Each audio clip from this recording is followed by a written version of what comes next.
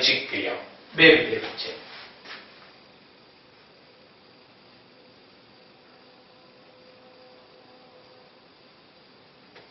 વૈજિક આ રીતે પણ લખી શકાય અથવા આ રીતે પણ લખી શકાય. વૈજિક ક્રિયાઓ એટલે કેવી ક્રિયાઓ? બે વિધેય વચ્ચે. ધારો કે બે વિધેય છે f a થી b અને f b થી. અહીંયા આપણે બંને માટે સહપ્રદેશ સમાન લઈશું. બંને વિધેયના જેમાં સહપ્રદેશ સમાન હોય એવા વિધેયો વચ્ચે વૈજિક ક્રિયા થાય છે, જ્યારે પ્રદેશ જુદા છે. આ વસ્તુને ખાસ ધ્યાનમાં રાખવાનું છે. વૈજિક ક્રિયા માટે આપણે એક વસ્તુ જોઈશું કે બંનેના જે પ્રદેશ છે એ પ્રદેશનો છેદગણ ક્યારેય ખાલી ગણ ન હોવો જોઈએ.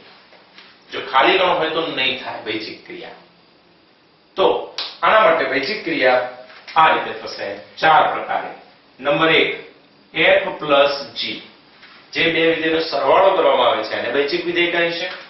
તો એના માટે પ્રદેશ થશે a છેદ b ટેન્ડ્સ ટુ r. બરાબર સમજો દોસ્તો. અહીંયા જ્યારે તમારે બે વિધેયનો સરવાળો કરવાનો હોય ત્યારે પ્રદેશ ગણ તરીકે તમારે a અને b ના છેદગણમાં જે ઘટકો તમને મળ્યા છે એ ઘટકોનો ઉપયોગ કરી અને પછી તમારે એક્ઝામ્પલ ગણવાનો રહેશે, જેના દ્વારા તમને વિસ્તાર મળશે. તો આના ઉપરથી કહી શકાય કે f plus g x is equal to fx plus gx. તો આ એનું સૂત્ર થઈ ગયું.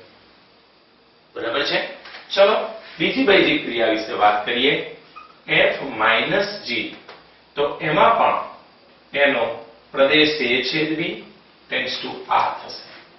એનું પણ સૂત્ર f plus g ને બદલે f minus g x is equal to f of x minus g of x. ત્યાર પછી નંબર 3, એમાં બે વૈજિક ક્રિયા વચ્ચે જો ગુણાકાર કરવામાં આવે તો પણ એનો પ્રદેશ a છેદ b જ રહેશે. એનું સૂત્ર એ જ રહેશે f of x into g of x. અને નંબર 4 f upon g. તો એના માટે પણ પ્રદેશ રહેશે a છેદ b ટેન્ડ્સ ટુ r. અને સૂત્ર પણ એ જ રહેશે f upon g x is equal to f of x upon g of x. પણ અહીંયા એક બાબત ખાસ ધ્યાનમાં રાખવાની છે કે છેદ ક્યારે શૂન્ય હોવો જોઈએ નહીં. એટલે કે gx વિધેય શૂન્ય હોવું જોઈએ નહીં. એટલે ભાગાકાર માટે જ ખાલી ધ્યાનમાં